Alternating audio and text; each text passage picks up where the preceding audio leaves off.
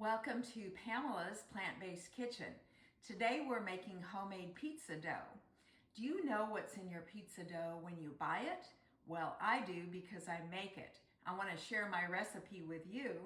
So I have taken one package of rapid rise yeast and I'm activating it in 3/4 cup of warm water. And so it has to dissolve completely and get foamy, as you can see. Now I'm going to add 2 teaspoons of sugar, which helps the yeast to activate better.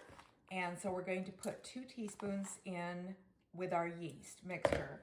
We're going to foam that up and get that really mixed up nice. The next thing we're going to add is 1.5 teaspoons of salt. So we've got this added now, and we are going to get this all together, and we're going to add it to our flour mixture. So we're going to put this in a large bowl here, and we're going to start stirring the yeast mixture that we've activated in here.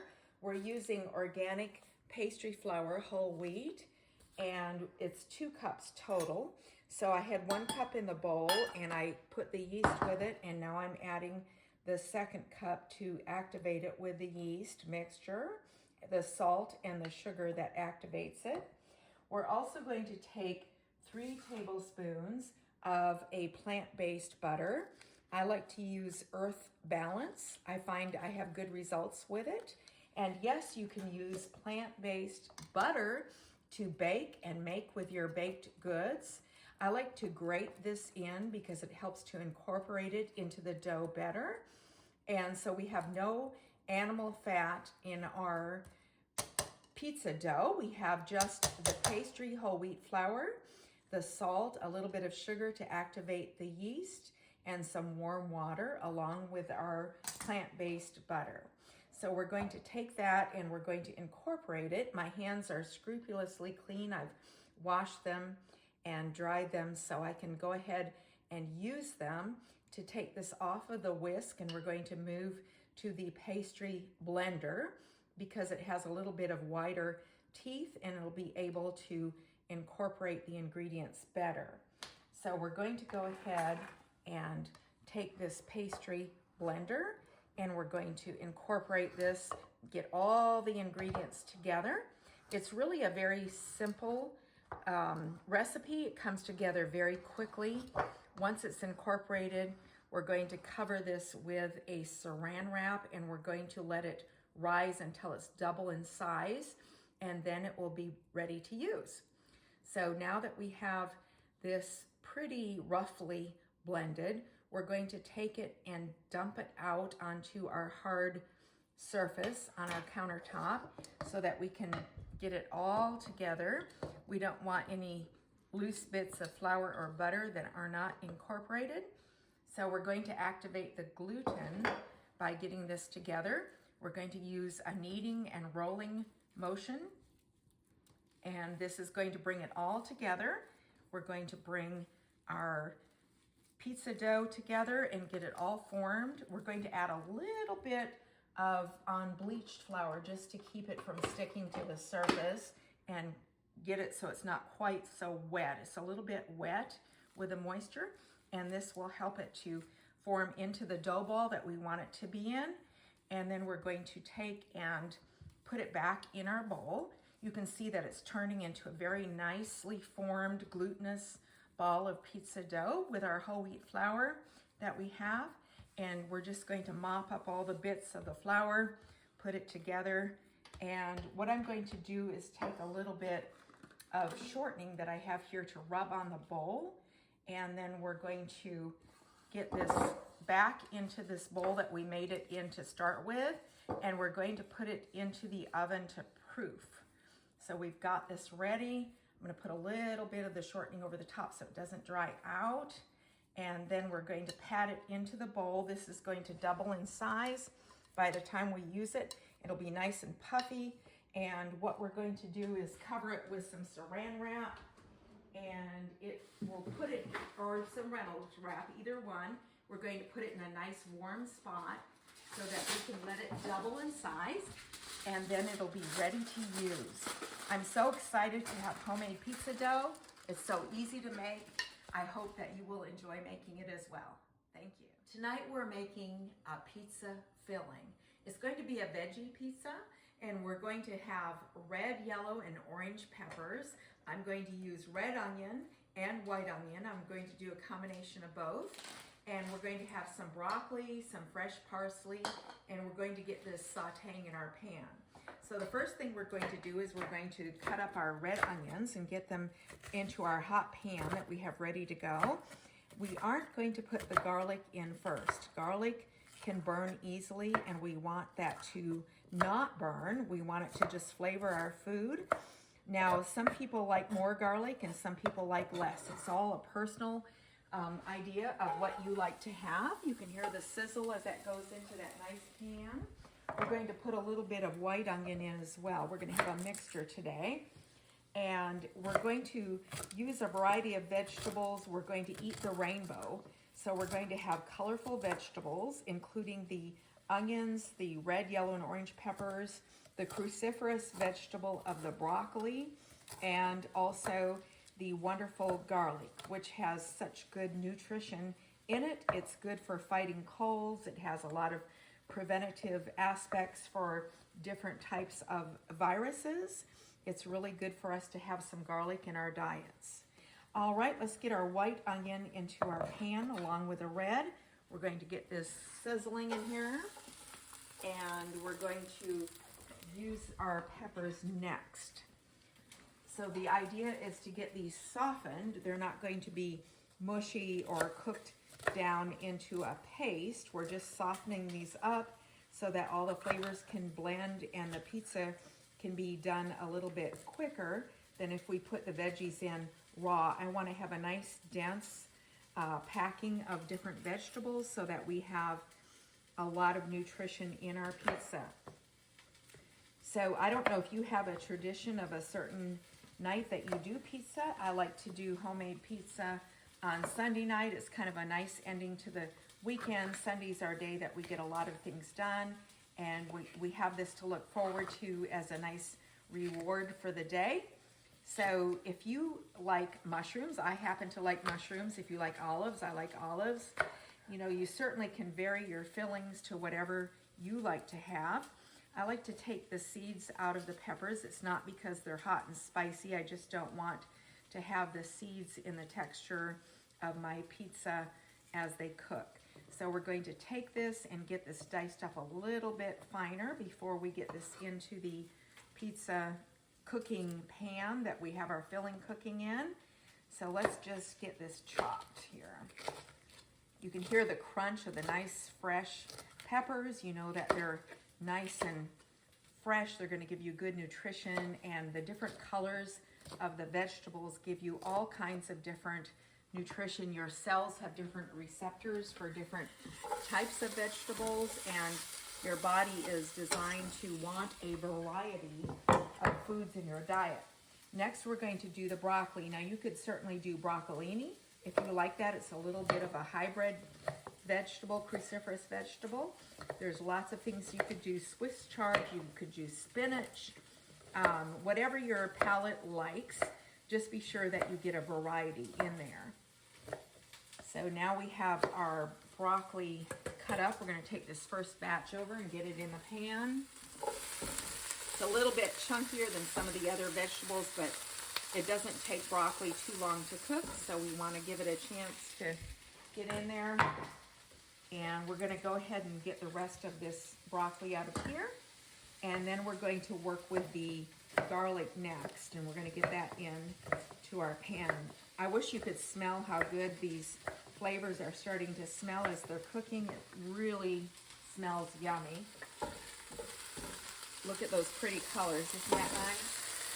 All right, let's get our broccoli cooking, and we're going to get our garlic cut next. So I have garlic cloves right here, and what we're going to do is we're going to separate two cloves. These are rather large cloves, so we're going to take the ends off of them, and the papers come off, and that will help us to get down to the clove of garlic.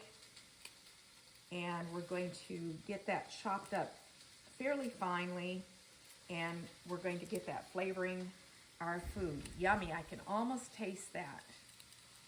All right, let's get this going. All right, chop this up.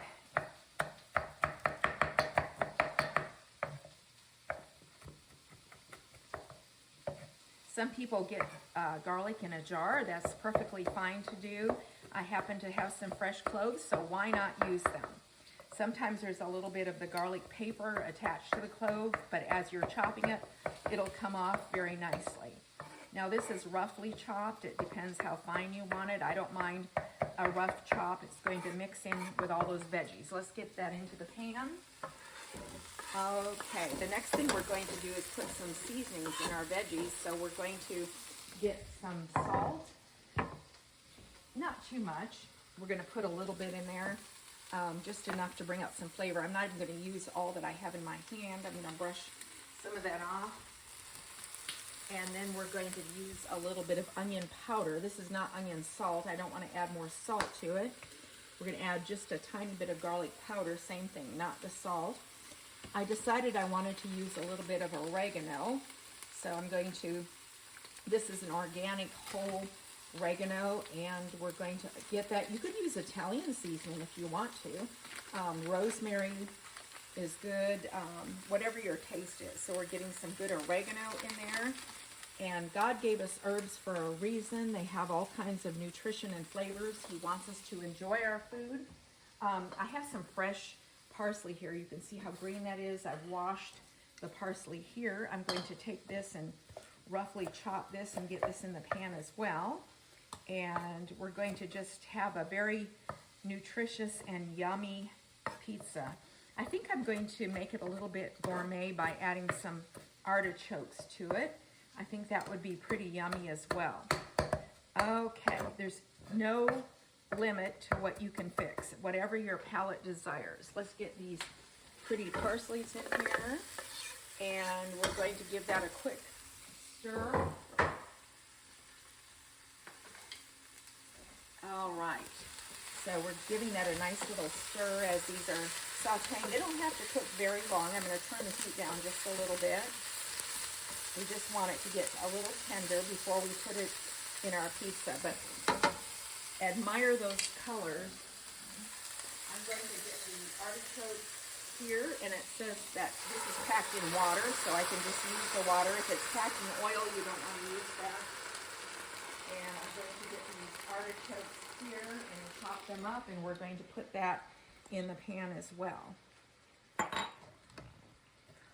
It has a nice chew, and it gives it a real good umami flavor.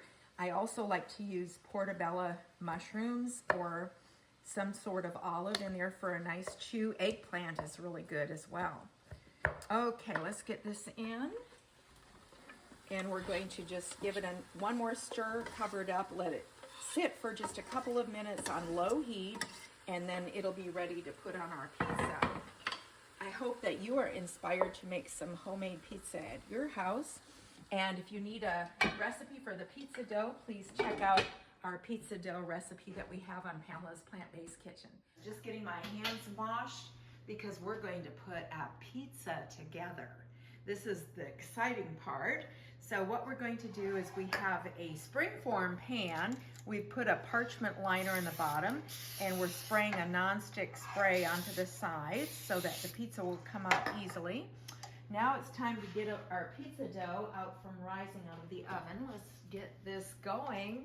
All right, let's see what we have here. Enough pizza dough to make our Springform pan pizza. It has risen to the right area that we want it in, and we're going to take this. So what I do is I start pressing it out on the counter to get it going, and then we're going to take it and put it in the pan, and we're going to get it to go up the sides because we want to have a deep dish pizza with our nice dough. It's so warm and it smells so yeasty and good. Let's get this in the pan and get the dough started on the sides. And so we can take some parts and fill in on parts that we need to have it in. And this is going to bake up, and it's going to be so yummy, so filling. For 2 people, half of this is more than a meal, and so you have enough that'll warm up just right for another day. So let's get this pressed over so we can get it up the side. So the hard part is getting the pizza dough just right, and of course we don't want it to tear and have holes, so it's very forgiving. We can press it and bring it around. If you've ever played with Play-Doh as a child, you know that it doesn't take much to shape things in the right way that we want it shaped. So just take a minute and be patient and get it where you want it so that it's pretty and it's a nice container to put all of your yummy veggies in that you're going to bake. I need to preheat my oven to 425, and so let me get that going here so that it'll preheat. All right, we're just about ready to start adding our veggies. So I like to press my fingers down into the corners so it's not really thick down in the bottom, because we want it to be nice and even. We don't want to just get a big chunk of pizza dough. We want to have all the filling. So we're just about done. This is a little time-consuming part, and the rest of it goes real quickly. So there we are. I don't see any holes. I think it's just right. Okay. So what we're going to do is we're going to take, this is a plant-based mozzarella cheese alternative. This particular one came from Whole Foods. There's lots of different types. I'm going to take the plant-based mozzarella and put some on the bottom like this. The next thing we're going to do is take all of our veggies that we have cooked already and sauteed. You can see our recipe for sauteing our veggies that we already did. This is ready to go into the pan. I'm going to get something to bring these out of the pan and bring them into our deep dish pizza. So we're going to get all of this yummy goodness into here with all of the herbs and spices and seasonings and tasty ingredients, and it's going to be really good. You're going to be impressed when you make this and taste it yourself. See how many veggies you're going to have in each serving. Doesn't that look good? All right. Now we're going to take and make our layer of sauce. So I make a homemade tomato sauce, and we don't want a lot of sauce because we don't want it to be real drippy. We want it just to be nice and thick. But this is a homemade sauce that I make, and it doesn't have oil in it, doesn't have sugar in it. It just has lots of herbs and yummy tomatoes and tomato puree, and it's cooked down. I like to simmer it and let it cook down for a couple of hours. So bring it to a nice consistency where it reduces, and there you have just enough tomato sauce to give your veggies the seasoning that you want them to have. The last thing we're going to do is we're going to put another layer of our plant-based mozzarella alternative on the top, and we're going to spread it out, and once this bakes, it's going to be really, really good. I hope that you try this and that you really enjoy it and think of it as a treat with all of God's goodness. We have our finished pizza pie recipe. It's a deep dish pizza. We made it in a Springform pan. I've taken the ring of the Springform pan off of it so you can see the pretty crust and the way that this baked up. So I'm going to go ahead and cut this, and we're going to plate it so you can see what it looks like. And I think that I'm looking forward to eating it, and I know if you make this that you will look forward to eating that as well. So let's dish up a piece and see what it looks like. And here we have it. There it is. So I hope you'll enjoy that.